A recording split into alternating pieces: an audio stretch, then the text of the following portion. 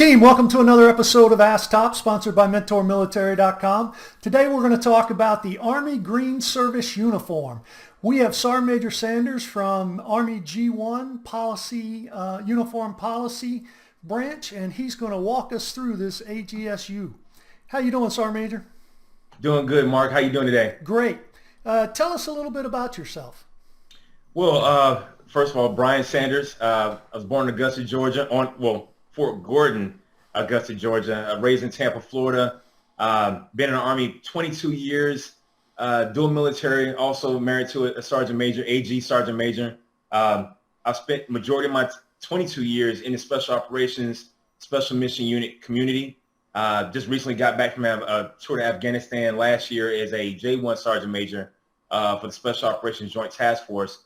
And I've been here at the Pentagon for a little over 14 months, serving as the G1 Uniform Policy Branch Sergeant Major. And currently right now we're in the middle of still getting the Army Green Service Uniform out there, and still working a lot more of other things, have some big projects as far as working grooming and appearance, and hopefully by the beginning of the year, we have some more modifications to grooming and appearance for the force. Outstanding. I do not envy you and traffic in the D.C. area. Yeah, the traffic is horrible. It's really not a good time unless you like to, leave the house at 3 o'clock in the morning.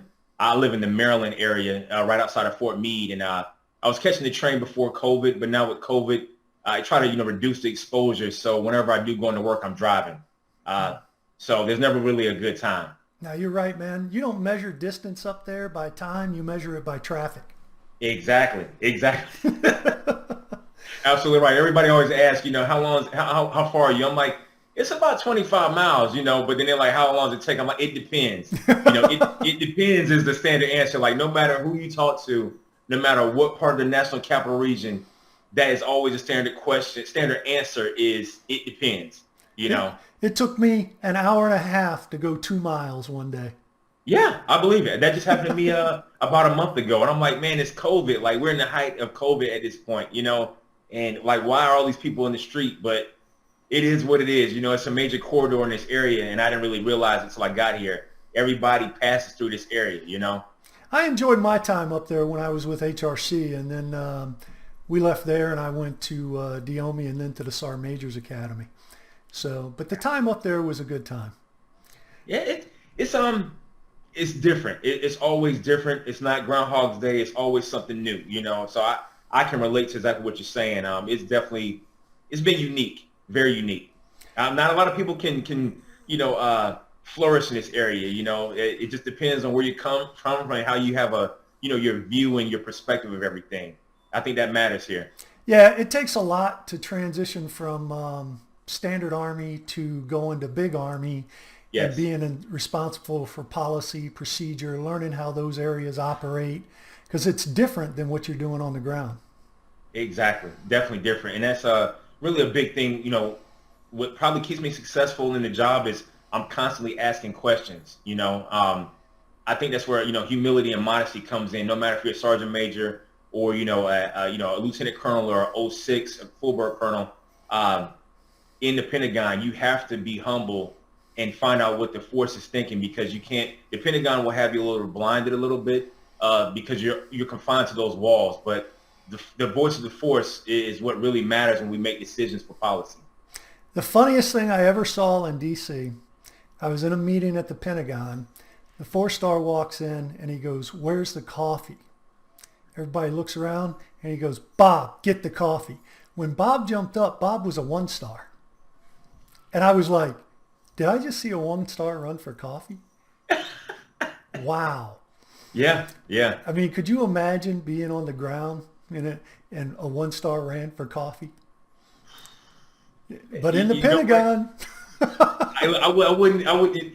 If I wasn't there, I would think you would be lying right now. But the fact that I've seen that, in the building, yeah, it's believable. Definitely believable. All right, let's get into it. Tell me, when do you expect, can't hold you to this because I know how things work up in D.C. It's a guesstimate. What about the new AR 670-1 and DAPAM 670-1? When will they be out? So actually, it's funny you asked that question. I've been working the final stages of it right now. It's with the Army Publishing Directorate, and some of us call it APD, where we go to find all our regulations out there. It's in the final stages with those guys and gals over there. The AR 670-1 is pretty much complete in its staffing phase. DAPAM 670-1 is in the last stage of its authentication. So with that being said, we could be looking at early December, but it could be January as well. So December, January is a safe guesstimate for the force to be on the lookout for it. All right. Hey, also, what about places to go? Because, what we do is we have a product called Wear It Right Army Uniform Book. And even for us to go out and find information on the new service uniform, it's hard for us. Right. So, I'm wondering how hard it is for soldiers. Is there a place to go where there's messages out there or something? Yes, that's a great question. One of my biggest pet peeves since I've been in the position is information dissemination, getting all the way down to the lowest level. And so with the regulation not, with DAPAM and AR 670-1 not being the revision being available as of yet that contains information on the AGSU, the best place for a soldier, any soldier, to go and find this information would be APD, the Army.mil, Army Pubs Directorate. And when they go on the website, and I can actually see this website, so you can post on the on your site as well. But they will go to publications, go under principal official guidance, go under G1, and as soon as you click on the G1 tab, it'll have everything on the latest information for the Army Green Service Uniform. It's a couple of memos. We call them HOGs, which is the acronym for Principal Official Guidance, and it breaks down the need to know information for right now for soldiers who currently possess the Army Green Service Uniform or thinking about going to purchase that. And the latest memo that's out there right now, dated 1 June 2020, it talks about the implementation of the uniform and also the transition plan, because the biggest question is about, now that we, for some of us who have ASUs, how do we transition to the AGSU? And that memo will break that down for them, as well as the actual components and optional items for the AGSU. And if I understand it correctly, the Army Blues, what are those? The ASUs? Yes. They're going to stay in?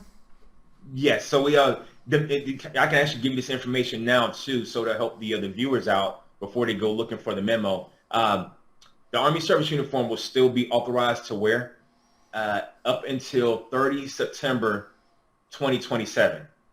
1 October 2027, the Army Service Uniform will become the Army Blue Uniform, which will only be worn as a formal uniform. And the Army Green Service Uniform on 1 October 2027 will come the sole service uniform. So we'll kind of revert back to a time, for you and I, when, we wore our original greens, we wore as a service uniform, and then we wore our blues for formal events, weddings, right. Special ceremonies. But now we're actually going back to that time where the Army Green Service Uniform will become that sole uniform, and the Army Blue Uniform will become an optional uniform that you can wear for formal events. Okay. I'm kind of glad I'm not in now, because you have to have that little belt going around you. And that looks really sharp unless you're like an old retired sergeant major who's got a belly. Then it pronounces your belly pretty well. It does. It does. It's funny you bring that up too, because there is another helpful tool, helpful hint for the other viewers. There's an athletic cut and a traditional cut. So, you got to be honest with yourself when you go and go through Marlowe White or you go to AAFES. What's your body composition? And if you got some goals to try to get that V shape for the athletic cut, then you start working on it. All right. Next question. What would you like to share with the soldiers and leaders about the AGSUs? Yeah. So, once again, the latest principal official guidance is an 8-page document. And, you and I both know, reading regulations, reading doctrine, sometimes you can get lost in the sauce, right? You have to almost highlight certain areas that pertain to you, because all of it doesn't pertain to you. I want to say that the best thing that I can tell soldiers right now is that the measurements for male soldiers remain the same. Female soldiers will use the measurements of male soldiers on a uniform for certain items. And the reason why I say that is because the female uniform now has pocket flaps at the top where they'll use their badge and insignia and accoutrement placement. There is a limitation with this uniform. The Army, we wanted to scale back a little bit on what's worn on the uniform. So off the top of my head, the biggest changes that leaders should know is that there's only one identification badge worn per pocket for the AGSU. Instead of 5 combat special skill badges worn on the AGSU, is only a limitation of 4. And of course, because now we're having the SSI FWTS, which is known as a combat patch. Now that that's being worn, there will no longer be a need to wear the combat service identification badge on the AGSU Class A variation. Right. As of right now, there's nothing worn on the AGSU Class B.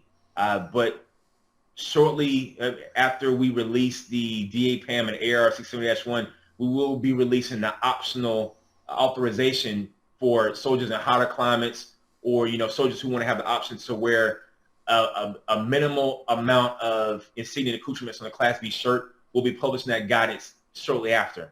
Don't want to publish that right now because I know that's a big question. Everybody's like, hey, that uniform has nothing on it for the Class B. It looks plain. So this is going to answer the mail on that, but it will be still very minimal. And so my biggest thing that I would advise to soldiers as, this uniform is it's a new culture, right? A lot of soldiers have been used to, hey, this uniform, I got issued this uniform I wear. Now a lot of soldiers that are currently serving, such as myself, have to go out and purchase that uniform. It can be a little bit pricey.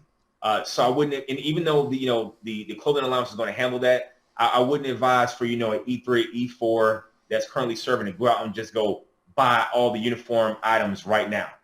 And that kind of goes back to, if you do want to wear things on your shirt, the poking the holes of the shirt, the constant dry cleaning, it is going to wear out the lifespan of that fabric of the shirt. So, I would advise, leaders and commanders to really think that through on, making it mandatory for soldiers to have to wear insignia accoutrements on that shirt as a mandatory mandate.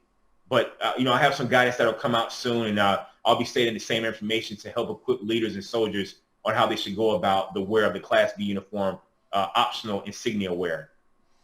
I know I've already said it, but I think, soldiers knowing that they do have 7 years to purchase this uniform, so they don't have to just go out and go buy it right now. I think that's something that they really need to understand. You're still authorized to wear the Army service uniform, and you're also authorized to wear the AGSU. You can wear either one of these. You have 7 years to get all your items. Off the top of my head, that's really some of the main things that I wanted to really, point out to the soldiers. Just ensure, you just make sure you get the right cut as well. When you go out to go purchase your uniform, ensure that everything fits appropriately. This uniform is, slightly different from the culture we've known from the ASU. The cut is different. The fit is different. So, please make sure that you go and make sure everything is altered correctly. There's a basic fit guide that's also out there right now, which I can also make sure you have possession of. So if soldiers need to go pull that from your site as well, they can, actually see the proper fit of the uniform to make sure they're wearing it appropriately. But that's really all I have on some of the things that they should know. Well, I have one more thing. So there's also, we've had a culture for a long time for officers. If you look at the Army service uniform now, only enlisted members wear distinguished unit insignia on their shoulder loops on the ASU Class A. Officers, wear the shoulder straps. With the AGSU Class A, officers will be wearing DUIs along with their pin on rank on their AGSU Class A coat, the same way enlisted members do. The only soldiers that don't have to wear DUIs on the AGSU Class A coat are general officers. And that is also in the policy as well. But it's just something I want to throw out there right now because, the currently serving officers have really been in the culture of not having to put DUIs on their uniform because they haven't had the space or the location to place it. But now they will. Have the placements on the AGSU for like badges and ribbons, measurements type thing, changed much or changed at all from the Army service uniform? They actually haven't changed at all. What All the about, well, for measurements. female soldiers, I imagine they have because now they have pockets, right?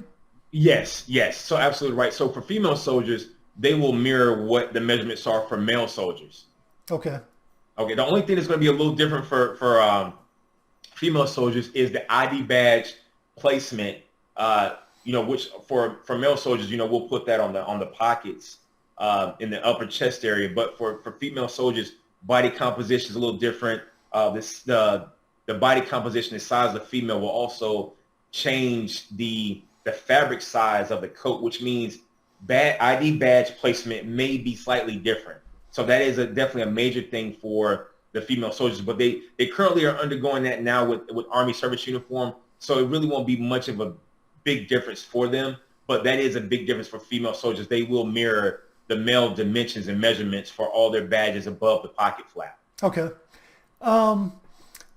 I know I had been in a long time before I found out there were like 2 or 3 different categories of Army Green Service uniform, meaning like there were one was like a basic uniform, then there was another one that was a high quality uniform, cost a lot more money. Is that Right. going to be the same with the AGSUs? So don't quote me on this one. Well, I mean, I guess it's on video, right? So I got to be careful. Okay, so this is a guesstimate, right? It is. So there's some optional fabrics that will be authorized. And actually the memo, the latest one, 1 June 2020, the optional fabrics are stated in there. So as you go through Marla White or you look at AFES and you look at comparisons, that's when you can really look at your optional fabrics. Because I will say I just wore it recently for a funeral down in Florida. As you can imagine, it's extremely humid down there. So, I mean, when I took off my coat, I mean, my shirt was drenched. So, there's one of those things where I'm like, man, I think I might need to go get that optional fabric for the coat for hotter climates for soldiers that are serving in the PACOM AOR, the SOUTHCOM AOR, or even the CENTCOM AOR as well. But yes, to answer your question, there is a authorization for optional fabric for the AGSU code. Now, let's think back. You've been up there, what, 14 months? 14 months. And you've been dealing with this uniform issue, right? Right. What's the funniest story you got about the AGSUs? So I'm telling you, I have a lot. One of the biggest things that stand out in my mind, because you already mentioned it, there's some soldiers that are currently serving that have been in for a while now, and body composition starts to change, right? Some of us not are blessed with the Superman physique or the Wonder Woman physique, but I've heard the question like, hey, this belt, it looks like it's gonna be restricting. Do I have to wear the belt on my AGSU coat? I'm like, yeah, you gotta wear it. It's part of the uniform. I've heard that. I've also heard, is it possible for me to wear the ASU pants with the AGSU coat? I'm like, you got to be kidding me, man. Like, no, you can't. You have to. This is the uniform. This is what you will wear. So that's like your animals, huh? We can mix and match? Yeah. I mean, some of the questions I get, I'm just like, nah, somebody's got to be trying to pump me. This has to be a joke. Somebody's playing with me, trolling the uniform policy guy. But I mean, I know we're currently talking about the AGSU, but I get a lot of stuff. I mean, I really do. There's some funny stories. People even call it hey, can I get the new suit? I'm like, it's not a suit, it's a uniform. But yeah, it's funny. I mean, I really, wish I could remember all of them, because I got some that just really make you think, like, is this really a soldier that was asking that? Like, yeah, it is. Well, I can understand because, we have the AskTop.net website. Right. And we get questions that I'm like, really? I can't believe you're asking that. But the purpose of being here is so that you can ask it in an environment where you won't be judged. Yeah, it's that's what's really made the job humbling, because it's being in the position I'm in is very, very humbling. I have to remember where I'm at. I can't treat it as if like this is a dumb question, so I'm just going to delete. My job is to educate and inform. That's really what I've really learned in this job about policy. It's all about me. What some of us would consider the dumb question is actually, if somebody's asking it, that's a representation that probably a few hundred soldiers were probably wondering the same thing. Absolutely. And that's why on Ask Top, we answer the question very professionally because we don't know what position that soldier's in. And Right. sometimes we look at it from our perspective like, that's really a dumb question, but we got 20 years of service. Exactly. And Joe may have 12 months of service. Right. Right. So, but as we get ready to wrap this up today, what do you want to share as we wrap up? Really, the biggest thing, it's kind of some takeaways from my job and something I would like to give to the force. And thank you for asking this question. I would definitely say, really do a lot of research. The biggest thing about uniforms that I've learned, and I didn't know it until I got in this job, is that everything has a beginning. I think for currently serving soldiers that are, coming in, my daughter being one of those soldiers that are in basic training right now, knowing the history of like why we're wearing this uniform, because everybody wants to know why. And the answer's out there, coming from, World War II era, this being identified as one of the greatest generations, especially for the warfighter. That was a very critical time in, in America's defense, and really the footprint that was laid for who we are as a fighting force. So really education is really the big thing. Going to know the history of these uniforms, go and know the why, really understand it. I say really dig into AR 670-1 and DPAM 670-1 because there's a lot of information that's embedded in there.